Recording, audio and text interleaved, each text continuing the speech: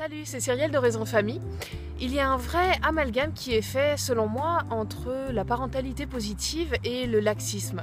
Certains pensent que être un parent positif ou un parent bienveillant, c'est céder à toutes les demandes de son enfant, c'est dire amen à tout et ne poser aucune limite. Et pourtant, c'est pas du tout ça. Moi, j'ai pas du tout envie d'être un parent laxiste. Je pense qu'un enfant a besoin de cadre et a besoin de limites. Donc voilà, je voulais en parler justement dans cette vidéo.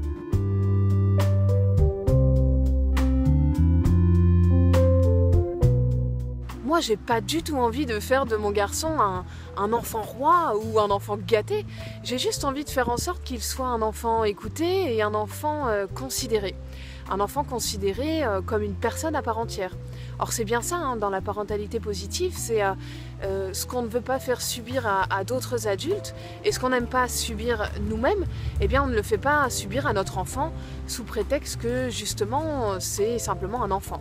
L'idée n'est pas de faire en sorte que notre enfant ne vive aucune frustration ou aucune contrainte, parce que dans le comportement qu'on a avec lui, il y a forcément des contraintes et il vivra forcément des frustrations, mais c'est de faire en sorte que ces frustrations soient entendues et comprises. Donc quand il est en colère contre moi, je lui dis pas non écoute c'est comme ça, c'est tout, point barre, on y va.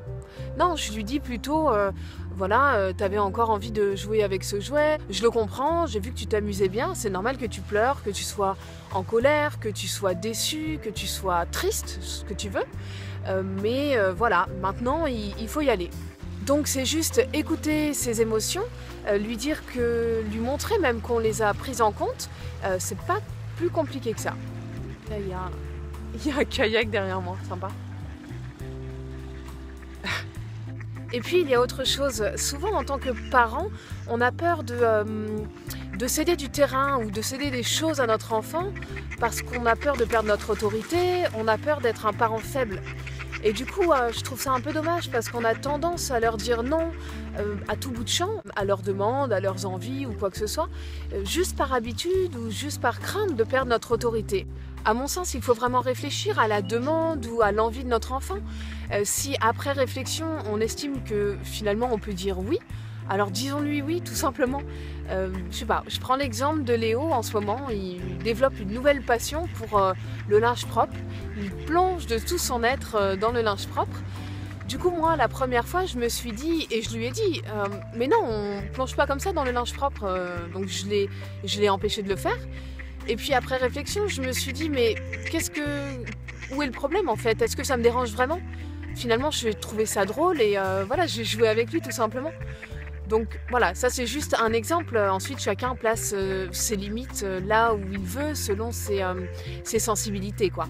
Donc voilà, je pense ce qu'il faut, c'est surtout s'écouter, mais vraiment s'écouter soi-même, ne pas se dire être parent, c'est ça, c'est imposer des règles tout le temps, c'est imposer mon autorité parce que c'est mon rôle.